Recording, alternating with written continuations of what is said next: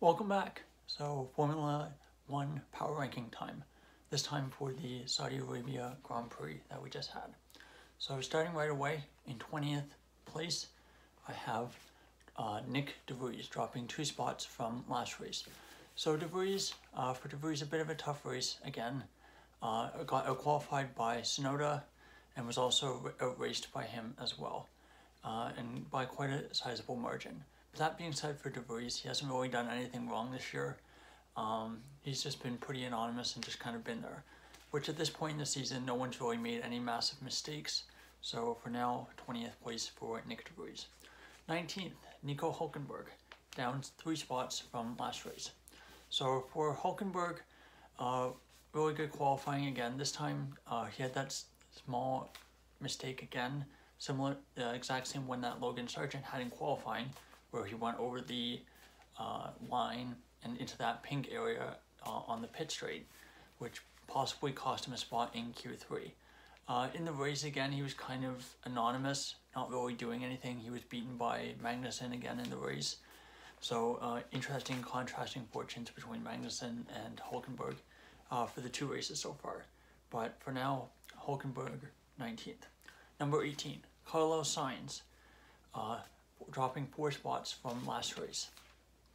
So for Sainz, poor qualifying, was his teammate qualified on the front row and of course had the grid penalty. In the first half of the race, Leclerc charged the field very easily and came up to the back of Sainz. So Sainz was not showing particularly great race pace as well. And then after the safety car, they just kind of stayed in position, Sainz ahead of Leclerc, and no one really, the gap didn't really change from there. So I don't know if Leclerc was having issues or if he just used up his tires too quickly. But overall, it's not been a great start of the season for Sainz. He's been out-qualified pretty poorly, and his race pace hasn't been fantastic either. 17th, Logan Sargent, dropping 4 spots from last race. So for Sargent, bit of a really scruffy qualifying. I think that really hurt him here. Race was pretty good though. Still was behind his teammate Albon when he retired. Had some good battles, but was overtaken a bit at the end. Again, pretty anonymous, but those mistakes in qualifying definitely hurt him. 16th, Guan Yu Zhou, moves up 3 positions. So for Zhou, really solid weekend, I thought. Out-qualified Bottas and outraced him as well, and just looked pretty good. I think the Alphas weren't exactly fantastic today, but they had some pace, and Zhou was good enough to at least be competitive in the lower midfield. Number 15, Esteban Ocon, moving up 5 positions. So for Ocon, a really solid weekend this weekend. Out-qualified his teammate Gasly again, qualified 7th, I believe, so out-qualified Lewis Hamilton, and just looked really solid in the race, kind of got the best out of the car, I thought. I think realistically they weren't going to beat any of the top 4 teams and beat his teammate, so all in all, really solid weekend. So he moves up 5 positions from last race. Number 14, Lando Norris, dropping 3 positions. So for Norris, first really scruffy qualifying, hit the wall, the apex wall at turn 27, which basically knocked him out of qualifying. His teammate qualified in Q3.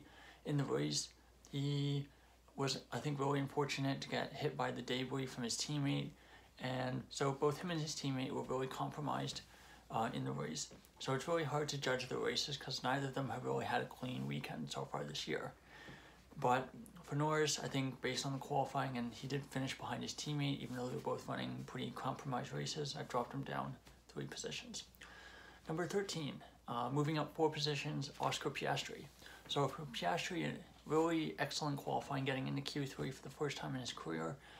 With the race, I think he was really unfortunate with that opening lap contact with Gasly, but he showed some good race pace when he got the new front wing and he beat his teammate. So I think overall, definitely a big improvement from last race,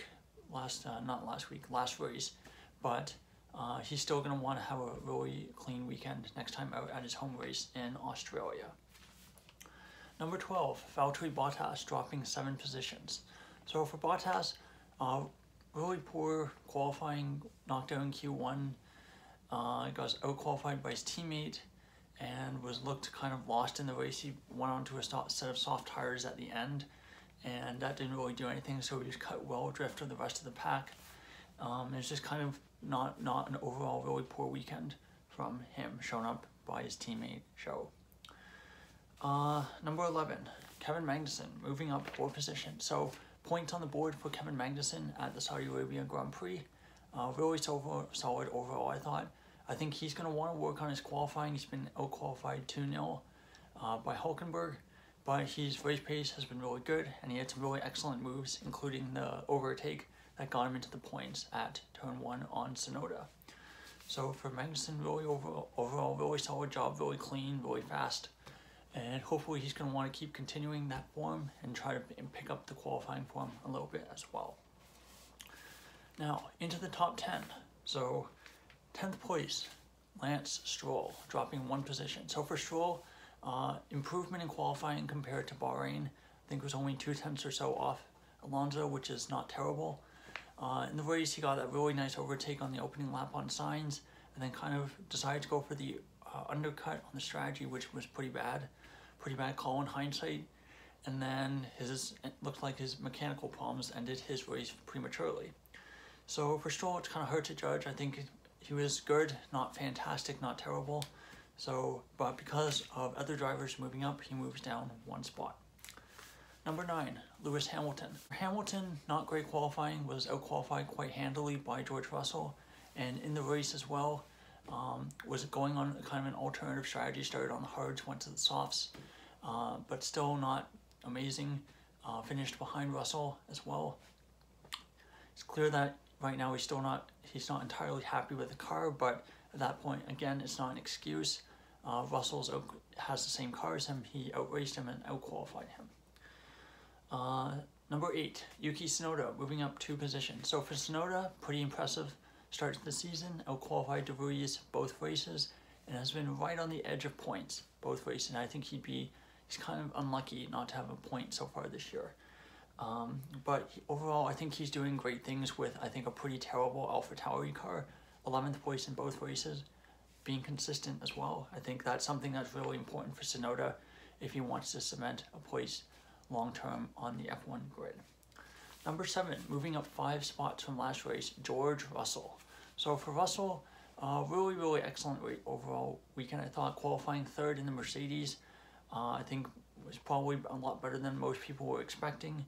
Of course, he was helped by Verstappen not really qualifying in Q3, and then finishing 4th, and then 3rd, and then 4th in the race, with the debacle with Alonso's not penalty. But for Russell, I think really solid race, finished 4th. That was probably the best they could have hoped for, and beat his teammate. And I think even though his teammate was catching him on the better tires in the middle of the race, I think he did a really good job of controlling it, his race pace, and controlling his tires. Number 6, Alex Albon, moving down 2 spots. So Albon didn't really do anything wrong. I think, unfortunately, Williams really hyped up this weekend, and they said that they were going to be really strong on this track. Both cars get knocked out in Q1, including Albon. I know he was hindered, but you have more than one run in Q1.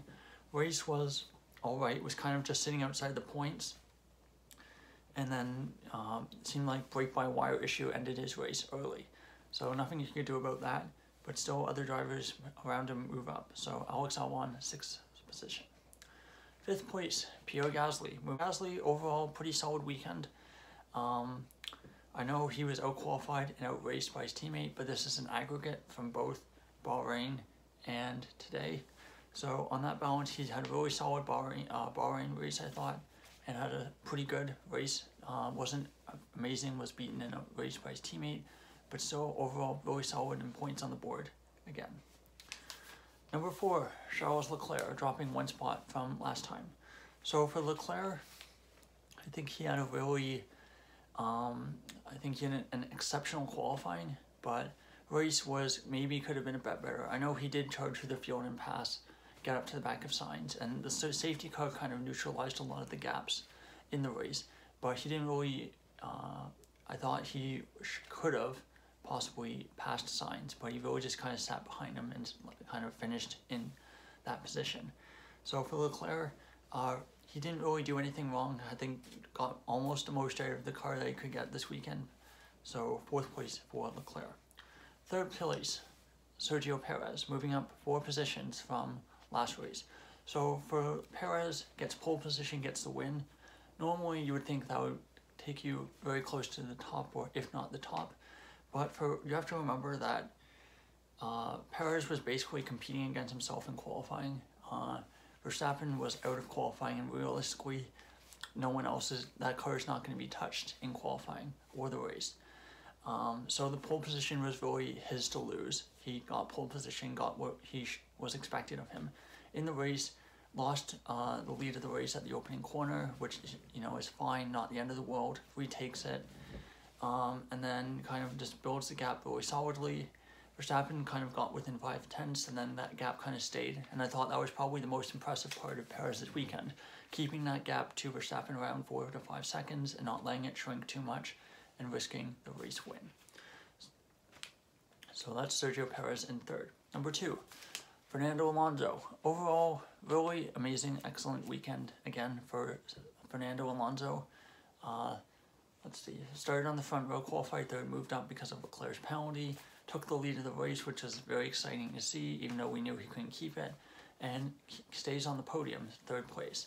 I know we did have that mistake where at the start where he kind of started outside of his start box, but reality is he was able to managed to make the penalty effectively redundant, built the gap to Russell that he needed to, took the penalty under a safety car, which was a bit lucky, and then just drove off into the distance and has been excellent so far. So Fernando Alonso, 2nd place.